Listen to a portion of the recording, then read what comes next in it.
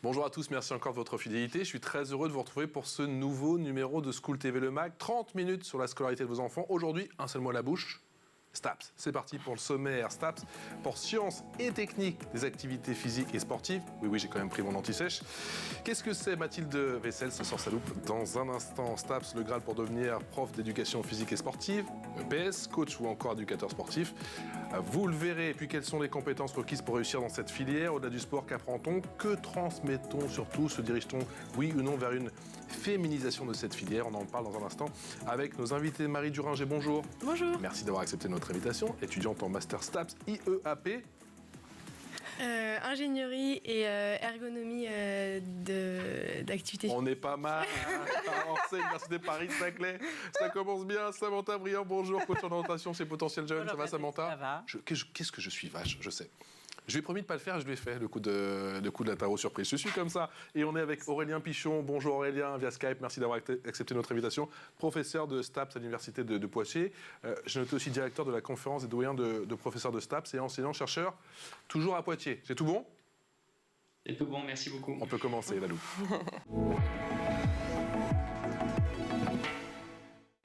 Pas sympa, Patrick. Pas sympa. Franchement, je dis rien, J'ai décidé en 2023, pas sympa. J'ai pas regardé mon anti-sèche. Ouais, je sais. En plus, je dis, vous avez droit à vos anti-sèches et tout. Et piégé. Je sens que je vais le payer. C'est quoi STAPS? Alors, il s'agit d'une filière très sélective. Elle est organisée en 6 semestres. Alors, en règle générale, c'est vrai, les parents pensent que pour intégrer STAPS, il faut être bon en sport, car la majorité du temps serait consacrée à la pratique sportive. Mais c'est une erreur, figurez-vous, de penser ça, car les compétences scientifiques et littéraires sont aussi importantes pour intégrer STAPS. Les étudiants devront acquérir une connaissance culturelle du sport en général. Le but, c'est d'éduquer au sport. La licence, elle dure 3 ans.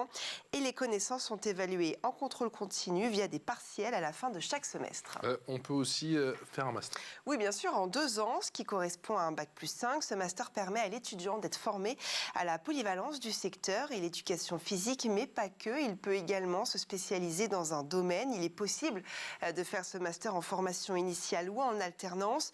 La plupart du temps, ces masters sont dispensés dans les universités. Il a pour finalité l'insertion professionnelle immédiate du jeune diplômé. Il sera amené à faire des stages sur le terrain dans le but de développer au maximum ses compétences et de compléter sa formation. Comment se passent les cours de première année?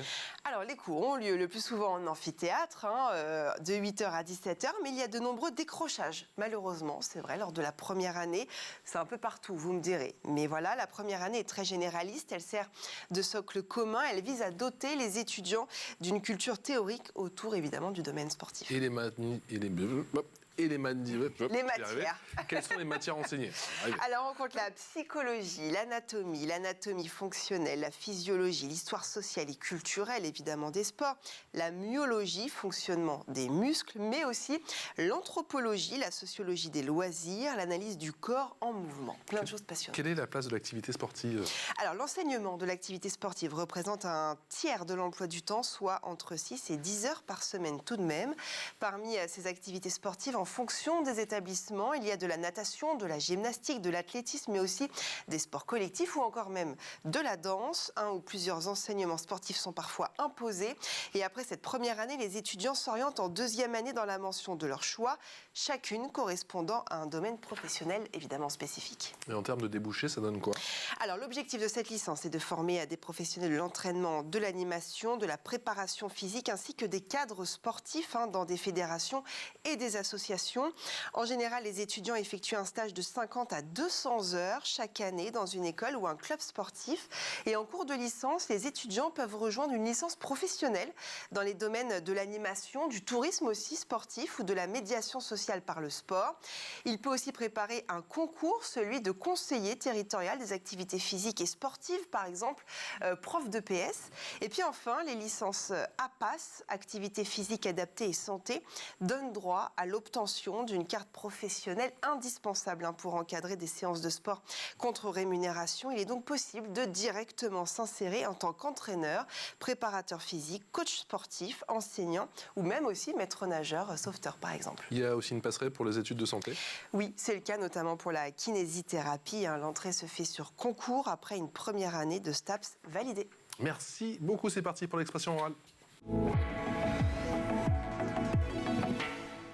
L'expression orale dans ce nouveau numéro de School TV Le Mag avec Marie Duringer, Samantha Briand, comme chaque semaine, et Aurélien Pichon. Aurélien, prof de sport, prof de PS, c'est pas la même chose? C'est quoi la différence? Non, un professeur d'éducation physique et sportive, il va enseigner en collège ou en lycée, alors qu'un professeur de sport, il va intervenir auprès d'une fédération sportive spécifique dans le développement, l'éducation, on va dire disciplinaire. Donc on va trouver un prof de sport, je dirais en athlétisme par exemple, ou en handball, alors qu'un professeur d'éducation physique et sportive, eh bien, il va enseigner dans le milieu de l'éducation nationale. On a écouté toute l'introduction effectivement de Mathilde Vessel. Ce STAPS, pour devenir professeur d'éducation physique et sportive, c'est réducteur. Oui, aujourd'hui très clairement, parce que on est, on va dire à peu près 65 000 aujourd'hui en STAPS, en nombre d'étudiants, et on en a un petit tiers qui fait la filière qu'on appelle éducation et motricité pour préparer le professorat de PS avec nos collègues des INSPE, et tous les autres étudiants sont orientés vers d'autres champs d'insertion professionnelle en lien bien entendu avec le sport ou la pratique d'activités physiques. Vous les avez nommés, c'est le management du sport ou l'organisation d'événementiels sportifs, c'est l'entraînement sportif ou le coaching sportif. C'est bien entendu aujourd'hui le développement du sport santé et de l'activité physique adaptée à travers cette filière activité physique adaptée et santé. Ça va être aussi l'ergonomie du sport qui va permettre aussi de travailler sur l'interface homme-matériel. Marie, qu'est-ce qui vous a séduit, qu'est-ce qui vous a attiré justement dans cette filière STAPS? Moi, ce qui m'a attirée, du coup, c'est le côté santé et aider la personne. Au début, je voulais juste être coach sportif. Et finalement, après, j'ai découvert du coup la filière APA, parce que du coup, je viens d'une filière APAS, donc activité physique adaptée et santé. Et du coup, j'ai découvert le côté santé lié à l'activité physique, et c'est ce qui m'a du coup séduit dans la filière STAPS. Et après, j'ai pas voulu m'arrêter là et pousser encore plus loin et aider encore plus les personnes grâce à l'ingénierie du coup du mouvement humain et l'ergonomie. Donc adapter les postes de travail, ce genre de choses. C'est ça, qui m'intéresse. en toile de fond, l'envie de faire quoi? Quel métier concrètement? Ce qui m'intéresserait du coup comme métier, ça serait dans l'ergonomie physique, donc adapter les postes de travail ou dans l'entreprise. Il y a pas mal de troubles musculo-squelettiques maintenant, avec la posture au travail, ce genre de choses. Et du coup, ce qui m'intéresserait serait d'améliorer la vie des personnes du coup avec le côté technique. Cette dimension, on n'a pas forcément, Aurélien Pichon, quand on pense STAPS, en tout cas quand on est novice et qu'on... Bon, moi je me souviens il y a très longtemps, il y a une vingtaine d'années quand j'ai fait mes études, on pense STAPS, effectivement on se dit tiens on va faire absolument prof de sport ou ce sera en lien avec ça, mais il n'y a pas peut-être ce côté, en tout cas peut-être un manque de communication concernant cette ergonomie physique. Alors c'est vrai que l'ergonomie physique en STAPS, c'est une mention qui est un petit peu plus récente et qui est plus confidentielle. Hein, c'est pas disponible dans tous les STAPS de France. J'incite d'ailleurs les candidats à aller voir les cartographies qu'on met à jour sur les sites internet. Je dirais qu'aujourd'hui, les représentations changent. Avant STAPS, en effet, c'était je prépare le professorat de PS et c'était quasiment que ce que l'on faisait il y a 30 ans aujourd'hui en STAPS. Maintenant, la diversité des insertions professionnelles possibles, la multiplicité, on va dire, des diplômes, parce qu'on a aussi des diplômes à Bac+2, des diplômes à Bac+3 ou Bac+5, comme vous l'avez dit, permet à des étudiants qui, a priori, vont rentrer pour faire le professorat de PS ou pour faire maintenant de plus en plus des métiers relatifs à la santé, comme l'a dit notre étudiante, que ce soit pour être enseignante en activité physique adaptée ou travailler dans l'ergonomie. Ça leur permet aussi de se réorienter en interne à la filière STAPS parce que on a un panel d'insertion professionnelle qui est relativement diversifié. Mais c'est vrai que les représentations ont un petit peu la vie dure et que les étudiants ils rentrent ou ils candidatent à STAPS parce que ils disent ah voilà on va pratiquer quelques activités physiques et sportives et je m'insérerai probablement ou je désire m'insérer dans le professorat de PS. Samantha. Oui, moi j'avais une petite question pour Marie, parce que on parle aujourd'hui, tu es en Master 1, mais j'aimerais revenir à la lycéenne qui était, parce qu'il y avait un désir d'être coach, c'est ça, sportif à la base, donc, mais avec une du sport quand même dans ta vie d'alors de lycéenne. Le sport avait une place importante. Oui, j'ai toujours fait pas mal de sport. J'ai fait de la gymnastique rythmique en compétition. J'ai fait pas mal de danse. J'ai fait du volley. Enfin, j'ai fait toujours pas mal de sport. Et donc, pour aller en STAPS, il faut quand même aimer le sport, ça c'est sûr. Et du coup, la carte professionnelle de coach sportif, on l'a en 2e année de STAPS, n'importe quelle filière qu'on fait, la licence management, entraînement ou APA ou dans l'ergonomie. Dans tous les cas, on a en 2e année la carte sportive, la carte de coach sportif. Mais c'est là où on n'est pas tout de suite amené à vouloir travailler dans l'ergonomie, quoi. C'est ce qui. Ah non, je l'ai eu que. Pense pas encore, c'est au fil du temps. Ouais, je connaissais pas cette filière-là, donc j'ai découvert ça en 2e année de STAPS, où j'ai pu faire un stage optionnel en fin d'année dans le laboratoire de la faculté des sciences du sport à l'université Paris-Saclay. Est-ce que c'est une filière toujours aussi sélective ? Oui, il y a pas mal de demandes. Après, je n'arrive pas à me rendre compte si vraiment elle est sélective ou pas. Une fois qu'on est dedans, on nous aide quand même pour réussir, si on veut. Il n'y a pas que du sport, c'est ce qu'il faut savoir. Il y a des... J'avais vu que c'était 3 demandes pour une place, la moyenne pour STAPS. Mais... Ce qui est... sélectif. Bon, l'université est sélective de toute façon. Il y a tellement de demandes en fait. Il faut bien choisir ses options. C'est vrai que je dis beaucoup aux lycéens qu'il faut, comme Mathilde disait, faire attention parce qu'il y a quand même 2/3 d'enseignement hors sport. Donc il faut arriver avec l'aspect maths, il faut arriver avec la bio. Donc il faut avoir un bagage scientifique. Quand on veut postuler en STAPS, c'est là où on a le plus de chance. Aurélien Pichon, est-ce que ça a changé ou c'est toujours aussi sélectif ? Je dis, est-ce que ça a changé par rapport à 10, 15, 20 ans ? Oui, je suis vieux. Alors, ça n'a pas beaucoup changé par rapport à il y a 10, 15, 20 ans. En effet, c'est très sélectif. C'est à peu près 120 000 candidatures au niveau national pour 25 000 étudiants en première année. Donc, ça fait 4 candidatures pour une place aujourd'hui. On accueille tout type de profil. C'est sûr qu'on préfère avoir des étudiants qui ont une culture scientifique minimale parce qu'autrement, ils ont des difficultés à réussir chez nous.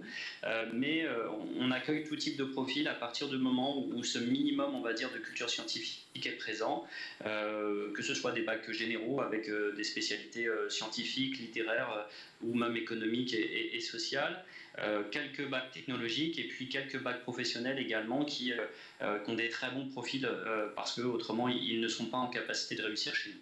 Mais la pression reste forte, que ce soit sur l'accès classique à STAPS et ou, que vous l'avez abordé tout à l'heure, sur les licences accès santé qui mixent une partie de formation STAPS et une partie de formation médicale ou paramédicale pour l'accès à ces diplômes et à ces métiers spécifiques. Samantha.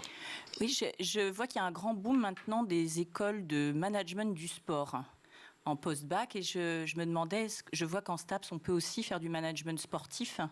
Donc qu'est-ce que dans cette filière, je m'adresse plutôt aux professeurs que à Marie, et c'est vrai, qu'est-ce qu'on y étudie en management du sport en STAPS ? Aurélien Pichon.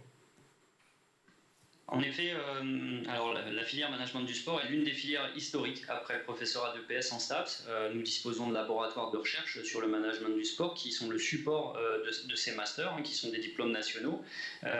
Dans ces diplômes de management du sport, on étudie de la gestion, des ressources humaines, de la communication, du marketing, de l'organisation d'événementiels sportifs et qui permettent ensuite d'avoir des métiers de cadre, soit dans des fédérations sportives, mais aussi dans des structures privées pour organiser des événements, participer aux grands événements sportifs nationaux, comme on va en vivre dans les années à venir avec la Coupe du Monde en 2023, les JOP en 2024 et bien d'autres. Marie, quelle est l'importance des stages dans votre filière et est-ce qu'ils sont obligatoires ? Oui, les stages sont obligatoires. Donc pour ma part, en première année, c'était une semaine de stage. C'est un stage de quoi ? Moi, j'ai fait un stage avec une coach sportive, justement, vu que je voulais faire ça. D'accord. Une coach sportive à domicile, donc elle se déplaçait chez les personnes et elle effectuait des séances de sport. En deuxième année, c'est un stage un peu plus long qu'on doit faire. Si je me rappelle bien, ça doit être 1 mois. Après, ça dépend des universités, je suppose. J'ai fait un stage à l'hôpital de Villeneuve-Saint-Georges avec un enseignant en activité physique adaptée. D'accord. Et ça consistait en quoi, justement, ces interventions à l'hôpital? J'étais sur un plateau de rééducation et donc j'effectuais des séances de rééducation pour des personnes avec des pathologies diverses, à post-Covid. J'ai fait aussi en gériatrie, j'ai fait vraiment. Vous avez vu beaucoup de choses. Ouais, c'était vraiment un public très vaste, diversifié, et vaste. Et après, en dernière année, on a un stage encore un peu plus long. Où là, j'ai effectué dans un IME. Donc, ça accueille des enfants déficients intellectuels. Donc, moi, j'étais avec des enfants de 15 à 20 ans. Et je leur faisais l'activité physique, du coup, aussi activité physique adaptée, avec une enseignante en activité physique justement, adaptée. quelle est l'importance du geste, quelle est l'importance du mouvement, de l'éducation physique, justement, pour ces élèves qui sont en déficience? En déficience intellectuelle, l'IME dans lequel j'ai été, c'est un IME professionnalisant. Donc, ils avaient pas mal d'activités dans leur journée, dans leur emploi du temps, pour trouver un métier, concrètement. Et l'activité physique, c'était le côté un peu plus... qui les permettait de penser à autre chose et d'être un peu plus léger dans la journée. Et l'activité physique est très importante dans la santé pour pas mal de choses. Et c'est le type de stage, justement, qui vous a conforté dans votre choix, justement? Ce stage, du coup, m'a permis de découvrir le métier que je pourrais faire à la suite de la licence. Mais je me suis dit que j'allais pas faire ça toute ma vie et que je voulais faire un autre métier et avoir le choix entre deux métiers dans ma vie. Et du coup, c'est pour ça que je me suis orientée en master IEAP, donc ingénierie et ergonomie de l'activité physique. Aurélien Pichon, quelle est l'importance des stages dans ces cursus, dans ces différents cursus en STAPS? Elle est, je pense, déterminante. Nous, on est engagés dans une approche, on va dire, de professionnalisation importante. Même si on est une filière universitaire, on a bien entendu beaucoup d'énergie qui est liée à la professionnalisation des étudiants, et la mise en stage est quelque part le meilleur moyen d'apprendre un métier au contact des professionnels existants, bien entendu en partenariat avec des cours théoriques et des cours, on va dire, à niveau universitaire. On en a, comme l'a très bien dit l'étudiante, à toutes les années de formation. Ces stages sont nécessaires pour valider les compétences acquises aussi en fin d'année universitaire au niveau Bac plus 2, Bac plus 3 et Bac plus 5. Ils sont répartis de façon différente d'université à l'autre, mais les volumes sont relativement similaires et permettent vraiment de se confronter aux exigences et à la réalité du monde du travail. Marie. Il y a possibilité aussi, il ne faut pas oublier, de faire des stages optionnels en plus qui permettent de découvrir du coup plus de milieux professionnels ou ce genre de choses, parce qu'on peut travailler dans quand même pas mal de milieux. Et l'année universitaire, c'est assez tôt, donc ça permet de faire des stages en fin d'année. C'est pratique, ça découvre. Samantha. C'est vrai que je salue, c'est vrai que cette filière STAPS permet dès la première année des stages. Ça, c'est très rare, je pense, en université.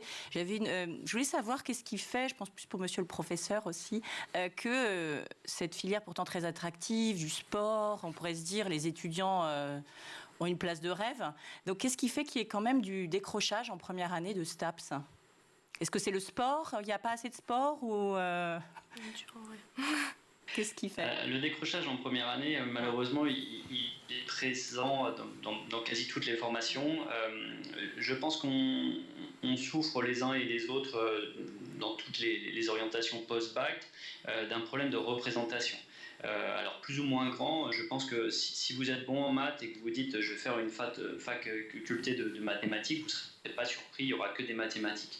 En STAPS, on a une approche pluridisciplinaire de la motricité humaine. Donc on a, comme vous l'avez dit tout à l'heure sur le plateau, une pluridisciplinarité qui est vraiment importante. On passe des sciences humaines aux sciences de l'ingénieur, aux sciences de la vie, pour expliquer cette motricité humaine. En plus, avec des apports à travers des activités physiques et sportives, où là, on ne va pas faire que pratiquer les étudiants, mais on va les questionner sur à quoi va servir cette pratique d'activité physique et sportive pour promouvoir le lien social, pour promouvoir la santé, pour améliorer la performance. Et je dirais cette pluridisciplinarité est également exigeante, ça demande une agilité, une adaptabilité qui est extrêmement importante et qui est parfois en décalage avec les attentes, on va dire, un petit peu plus réductrices des lycéens ou des lycéennes.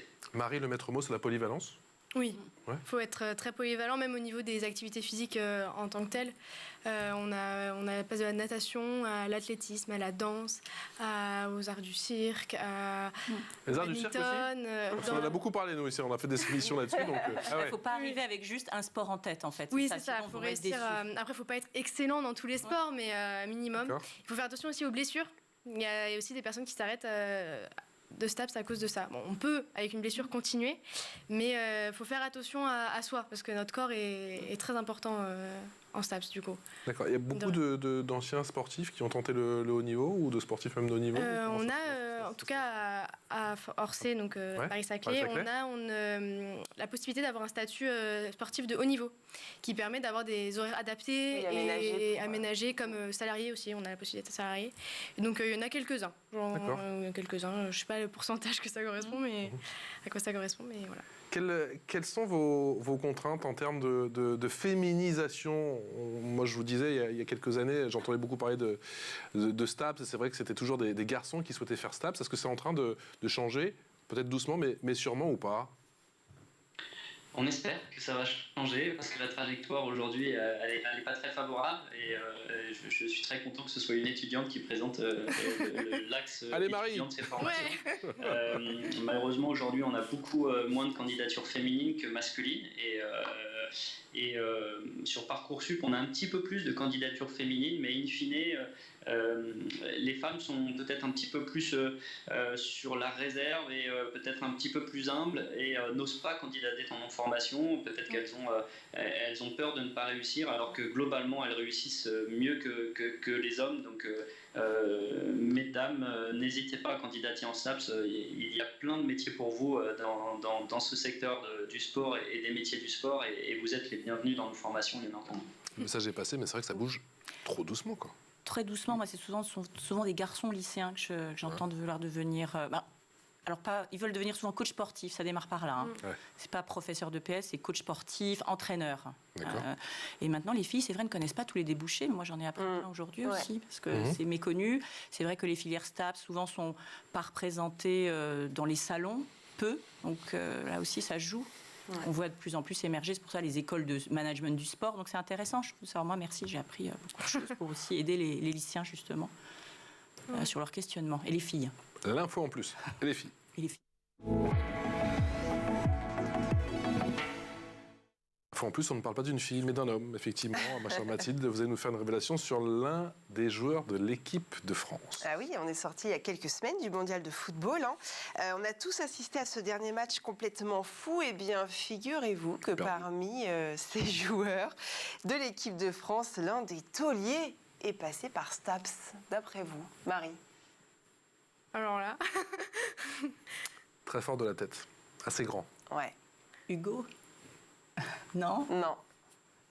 Il s'agit de Olivier Giroud. Mais oui, vous l'aviez. Faites-vous confiance, Samantha. Vous l'aviez, je vous connais, vous l'aviez. Et oui, c'est vrai que son rêve au départ était de devenir joueur professionnel. Il n'oublie pas pour autant ses études. Après un bac ES, il poursuit en STAPS pendant 2 ans.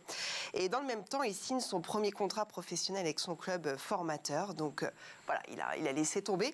Mais on peut faire STAPS et intégrer l'équipe de France de football. C'est une très bonne nouvelle. C'est dit, les sportifs de haut niveau. Aurélien Pichon, le sport, on le sait, c'est l'école de la vie. STAPS, c'est un peu la même chose? Oui, en effet, comme on l'a déjà un petit peu abordé, la pratique d'activités physiques et sportives va permettre de créer du lien social, de développer les relations entre les hommes et les femmes ou entre différents groupes de niveaux différents, d'origines sociales différentes. Et je pense que cette capacité à échanger, à communiquer à travers la pratique sportive, elle a un rôle social et c'est vraiment une école de la vie. Aujourd'hui, on discute de plus en plus du rôle d'intégration dans la société par le sport, que ce soit sur des personnes atteintes de pathologies, que ce soit isolées physiquement ou psychologiquement, mais c'est une vraie réalité et il faut maintenir ce lien social par tout ce que font aussi les associations sportives, les bénévoles, et avoir des capacités d'encadrement importantes avec des jeunes bien formés qui sont en capacité d'utiliser la pratique d'activités physiques et sportives pour développer le lien entre les uns et les autres. Des jeunes bien formés comme Marie qui est avec nous en plateau. Je le disais, le sport c'est l'école de la vie. Vous avez le sentiment que STAPS c'est un peu la même chose? Oui, moi j'ai ressenti ça. Je trouve qu'entre étudiants de STAPS, on a un côté très. On s'aide tous, on s'entraide. Je trouve qu'il y a une bonne entraide entre les étudiants. Et, Qu'est-ce qu'ils veulent faire, vous, justement, dans votre section? Vous en parlez entre vous? Oui, moi, il y en a pas mal qui veulent continuer en doctorat dans la recherche pour améliorer en général leur pratique physique, leur pratique sportive à chacun. Voilà. D'accord, donc d'aller en laboratoire et de faire de la recherche universitaire. Voilà. Ou sinon dans l'ergonomie comme physique comme moi. Je ne savais même pas, encore une fois, avant de commencer cette émission, qu'on pouvait faire de la recherche, Aurélien, concernant STAPS. C'est en vogue? C'est plus qu'une tendance? Pas beaucoup. Ou vous êtes très peu? Ce que vous en faites, vous? Alors, il y a à peu près 1 millier d'enseignants-chercheurs en STAPS qui réalisent les enseignements dans les unités STAPS, mais qui font aussi une partie de leur emploi du temps à faire de la recherche sur le support qui est la motricité humaine, qui est la sociologie du sport, qui est l'anthropologie des pratiques physiques, comme vous l'avez dit. Donc, ça peut être des recherches qui sont plutôt en sciences humaines et sociales, en sciences de la vie, en biomécanique, donc plutôt en sciences pour l'ingénieur, et qui vont développer des connaissances au service de la société à travers le développement de la pratique physique, le développement des objets sportifs ou par exemple des raquettes pour optimiser le rendement d'une raquette ou d'un vélo. Ça peut être aussi des recherches pour savoir quelles interventions par l'activité physique adaptée est la plus appropriée en fonction de la pathologie du patient ou en fonction du besoin d'une personne qui est éloignée d'une pratique physique. Donc la recherche en sciences du sport en général et en STAPS est en plein boom aujourd'hui et permet de contribuer à l'amélioration de la société à travers les objets d'études que nous poursuivons. Marie, un cursus qui est de plus en plus, si je puis dire, on en parlait, professionnalisant. Vous allez vous y prendre comment, justement, pour trouver votre poste, pour trouver votre métier après? Vous avez déjà pensé? Vous avez déjà vos contacts? Oui, votre réseau? LinkedIn, c'est ce qu'on on voit beaucoup par LinkedIn maintenant. Le copain LinkedIn. Ah oui.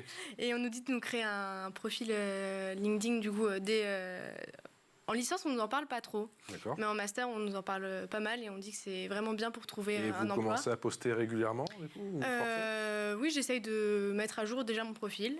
Et après, on verra pour la suite. Même pour trouver le stage, ça peut être utile d'utiliser LinkedIn. C'est par les stages beaucoup, de toute façon. Oui. Ouais, Après, les stages, les professeurs ont beaucoup de contacts aussi, ce genre de choses. Pas hésiter à demander.